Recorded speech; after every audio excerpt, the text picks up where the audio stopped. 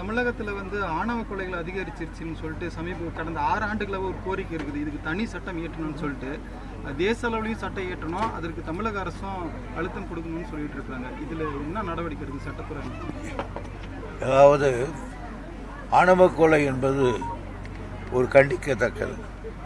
ஒரு நாட்டில் சட்டம் ஒழுங்கு கெட்டு போகிறதுக்கு முதல் காரணம் ஒரு நாட்டில் எவ்வளோ ஆணவ கொலை நடக்குதுன்றதெல்லாம் கணக்கெடுத்து பார்ப்பாங்க. அதை இன்னும் கொஞ்சம் வன்மையாக ஒரு தண்டிக்கணும், அல்லது அந்த கேஸ் அதிகமாக பிடிக்கணும்.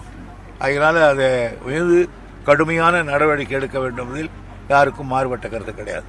இது தனி சட்டம் இயற்றணும்னு கோரிக்கை வச்சிருக்கிறாங்க. நம்ம தமிழ்நாடு அரசு இயற்றணும், இல்லை மத்திய அரசுக்கு அழுத்தம் கொடுக்கணும்? மத்திய அரசு அது அவங்க இஷ்டம். நாங்கள் எங்களுக்கு வந்ததுன்னா நாங்கள் செய்வோம், இல்லை அவங்க நாங்கள் செய்வோம்.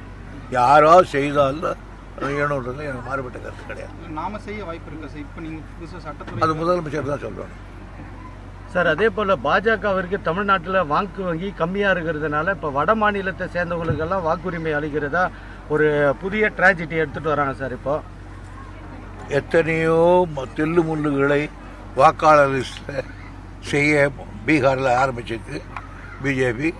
அது இன்னொரு மாநிலத்திற்கு வரும். ஜாக்கிரதையாக அதை எதிர்த்தாக வேண்டும். எங்களை அது அந்த ஆபத்து வருகிற பொழுது நாங்கள் அதை எதிர்க்க சீரும் சிங்கங்களாக மாறுவோம். அதே போல் வேலூர் மாநகராட்சி மேயர் மேலே இந்த டிடிசிபி அப்ரூவலுக்கு 5 சென்ட் நிலம் கேட்குறாங்கன்ற மாதிரி ஒரு தனியார் இதழில் மாத இதழில் ஒரு குற்றச்சாட்டை செய்தியாக வெளியிட்டிருக்காங்க சார். ஒரு அப்ரூவல் கொடுக்கணும்னா 5 ஃப்ளாட்டு கொடுக்கணுன்ற மாதிரி மேயரும் வேலூர் சட்டம். அதாவது பத்திரிகையில் வர்றதுன்னு கேட்டீங்கன்னா எங்கள் மேலே எவ்வளோ பத்திரிக்கை நான் படிக்கிறது கூட கிடையாது. அதாவது பத்திரிகைகளை நேர்மையாக செய்கிறது வேறு, செய்ய வைக்கிறது வேறு.